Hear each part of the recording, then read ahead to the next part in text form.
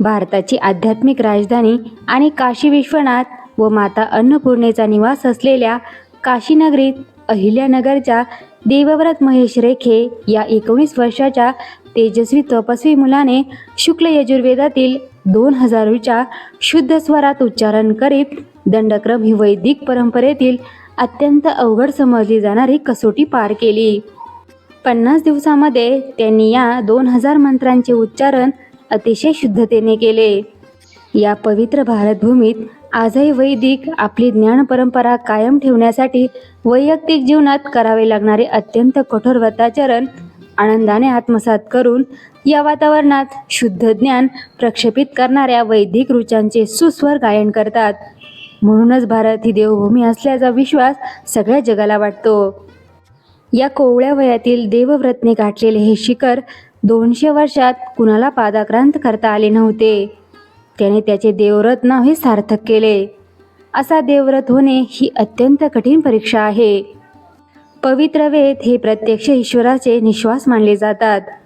त्यांचे लिखाण मानवी प्रज्ञेने झालेले नाही, तर ते अपौरुषेय मानले जातात.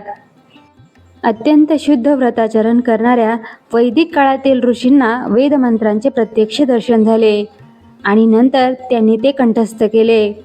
त्या पवित्र वेदमंत्रांचे गायन करताना स्वराची शुद्धता, त्या गायनातील आरोह अवरोह, शब्दांचे नेमके आघात, ओठ्य, तालव्य, दंत्य, कठ्य असे वेगवेगळे उच्चार अत्यंत अचूकपणे करणे.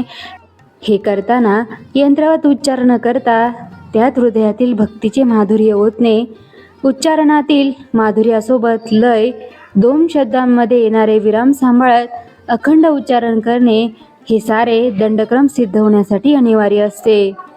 यासाठी शुद्ध स्वर, कुशाग्र बुद्धी, उत्कृष्ट स्मरणशक्ती आणि आचार विचारांच्या शुद्धतेतून हृदयात प्रगट होणारी अंतःस्फूर्ती हे सारे आवश्यक आहे. काही भ्रमिष्ठ दुरात्मे विचारतात, यामुळे काय साध्य होणार? ज्याने थोडेसेही वेदमंत्राचे उच्चारण शास्त्रीय पद्धतीने केले आहे, त्याच्या मस्तकात जेव्हा हे वेदमंत्राचे उच्चार तीव्र कंपन निर्माण करतात, तेव्हा त्या साधकाला जो अनुभव येतो तो शब्दात कसा व्यक्त करता येईल? त्याचा अनिर्वचनीय या शब्दात उल्लेख भारतीय ज्ञान परंपरेत अनेकदा आला आहे. जीवनात यम, नियम आदी साधन सुचितेने पालन करीत शब्दांचे स्वर आणि लयीत शुद्ध उच्चारण करण्याने मनुष्याच्या जाणीवेचा स्तरच बदलतो. आपल्या अनुभवाला येणारे जग आपल्या जाणीवेच्या स्तरावर अवलंबून असते. एखादा मनुष्य अत्यंत बुभुक्षित असतो. त्याची अगदी साध्या गोष्टींसाठी असलेली वकवक या जन्मात कधी संपत नाही. याउलट एखादा अत्यंत सामान्य परिस्थितीत जगणारा मनुष्य अत्यंत समाधानी असतो. त्याचे मन कोणत्याही क्षुद्र इंद्रिय उपभोगांच्या इच्छेकडे आकृष्ट होत नाही. असे लोक त्यांचे अस्तित्व आज ज्या स्तरावर आहे तिथून पुढे उत्क्रांत होण्यासाठी साधना करीत राहतात. साधा पाण्याचा गोठून बर्फ होतो, त्यासाठी त्या पाण्यातील ऊर्जा काढून घ्यावी लागते. तोच बर्फ उष्णतेमुळे पाण्यात रूपांतरित होतो, तेव्हा ते प्रवाही होते. बर्फ प्रवाही नसतो. यापुढे तेच पाणी आणखी ऊर्जा ग्रहण केली की वाफेत रूपांतरित होते.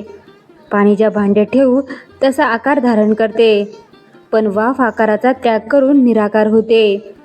बर्फ आणि पाणी डोळ्यांनी पाहता येते, वातावरणातील वाफ डोळ्यांना दिसत नाही.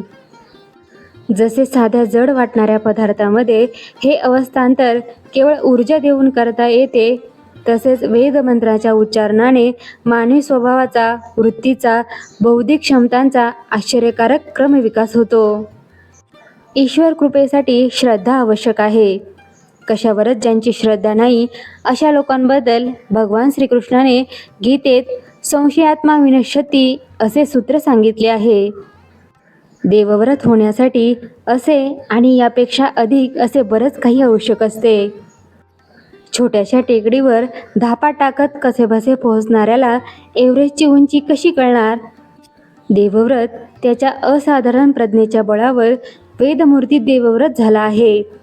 त्याचे वडील वेदाचार्य महेशजी रेखे आणि त्याच्या मातोश्री या दोघांचे मनोरथ सिद्धीस जाण्यासाठी त्या उभयतांनी आणि देवव्रत यांनी घेतलेल्या अपार ध्येय आणि परिश्रमांची कल्पनाही करता येणार नाही, इतके आपण मागे आहोत.